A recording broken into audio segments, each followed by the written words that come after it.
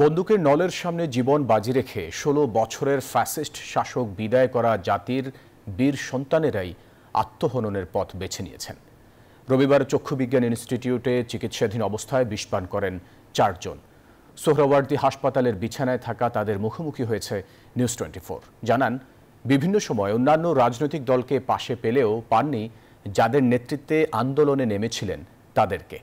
এদিকে এই ৪ জনের চিকিৎসার দায়িত্ব নিয়েছেন বিএনপির ভারপ্রাপ্ত চেয়ারম্যান তারেক রহমান। মাসুদ সুমন জানাচ্ছেন বিস্তারিত। তাদেরকে আমরা 5 মিনিট আগে জানাইছি, আমরা কিন্তু 5 মিনিট পরে আমরা কি হবে জানি না, পরে দায়ভার যেটা হবে তোমরা কিন্তু নিতে হবে। আই ডোন্ট কেয়ার, তোমরা কি করবে আমরা জানি না। মানুষের সবচেয়ে মূল্যবান সম্পদ তার জীবন, কিন্তু সোহরাওয়ার্দী হাসপাতালের বিছানায় থাকা এই বীর সন্তানদের কাছে তা সামান্য। তারা বারবার প্রমাণ দিয়েছেন নিজেদের জীবন বাজি রেখে অন্যের অধিকার আদায়ে তারা কতটা মরিয়া।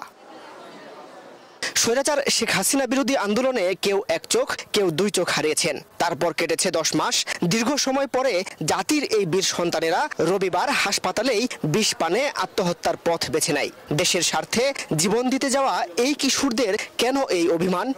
আহত যারা আছি আমরা হয়ে দিয়েছি লিস্ট অফ বিজনেস, আমাদেরকে সবাই নিয়ে ব্যবসা করতেছে। আমরা যেটা আশা করছিলাম তেমন কিছুই হচ্ছে না, উল্টা আমরা প্রতিনিয়তই অবহেলিত শিকার হচ্ছে।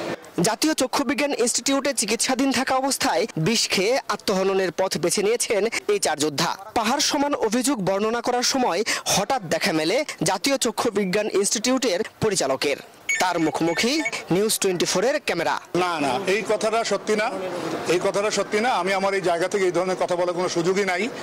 আমি যেটা করেছি, আমাদের একটা মেডিকেল বোর্ড আছে, এখানে একা আমার উপরে কোনো দায়িত্ব নাই। আমাদের 6 জনের একটা মেডিকেল বিশেষায়িত বোর্ড আছে, যেটা মন্ত্রণালয়ের নির্দেশে আমরা এই বোর্ডটা করি এবং এই বোর্ড নির্ধারণ করে কাকে বিদেশে পাঠালে পরে চিকিৎসার সুযোগ আছে।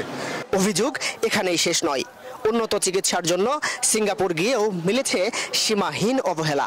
আমরা চিকিৎসা পাচ্ছি না, খাবারের টাকা আমাদের 1 সপ্তাহ 10 দিন হয়ে যায়, খাবারের টাকা আসে না। সিঙ্গাপুরে তাহলে এই আমাদের উন্নত চিকিৎসা নিয়ে দিচ্ছে। বিএনপি নেতা কর্মীরা যদি এই আমাদের সাথে সাক্ষাৎ না করতো তাহলে আমাদের খুব ক্রিটিক্যাল অবস্থা ছিল।